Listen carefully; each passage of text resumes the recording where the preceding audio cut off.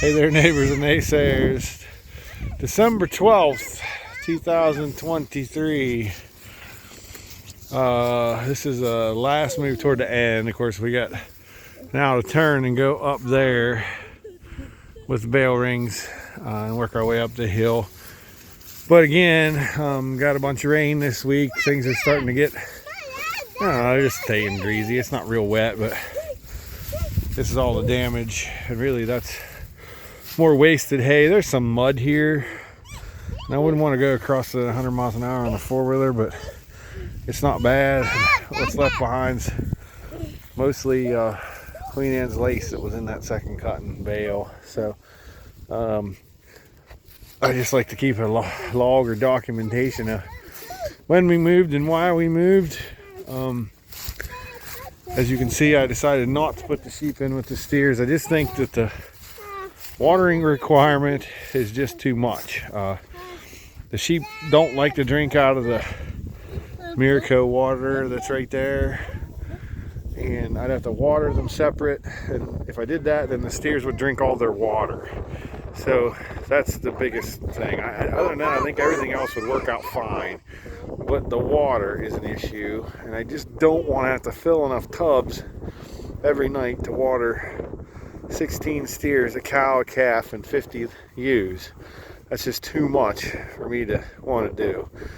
Just easier to keep them separate and deal with things the way that they are.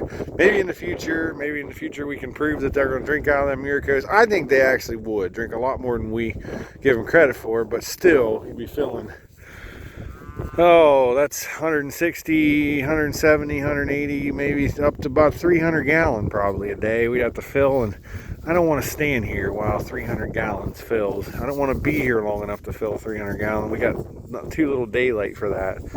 So it's just easier to fill the 50 or 100 gallon that takes to water the sheep and let the steers be on automatic water. I hate it. I'm one that says all the time, if you can keep them separated mentally, there's no reason to keep them separated physically. But in this case, we've got a cow group because they're eating the crappy first crop hay. We got a steer group that's eating the second crop hay, and the sheep are getting a little mix of both, although the sheep waste so much that even crappy first crop hay becomes pretty good second crop hay because they just pick through it and take out what they want anyway. We take hay samples, and I think sheep are supposed to be 11% crude protein. That hay they're getting 9 to 11. That hay they're getting is about 7% crude protein. But it doesn't matter. They pick through so much of it that it still keeps them in decent condition as long as we keep them out here on the field. If we put them on the heavy use pad and make them clean things up, then their condition goes to crap without really good quality hay and some supplement of some kind of tub, molasses tub or something. So it's just what we've learned over the years. These parasite resistant sheep, don't put them somewhere where they're going to get parasites or they're going to get parasites. Leave them in a field like this and rotate it often every year, move to a different field, feed in a different field to keep the parasite load from building up. And then first thing in the spring when grass starts to come, the sheep need to go. They need to go to pasture. The cows can wait.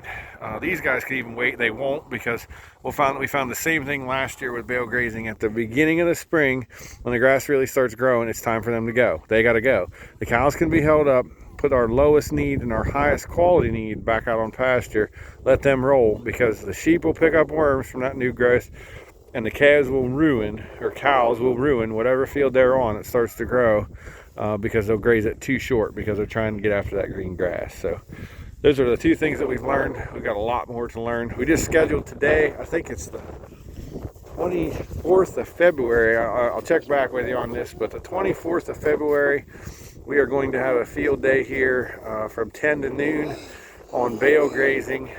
So Spring Valley Stock Farms, look it up on Google, that'll get you here.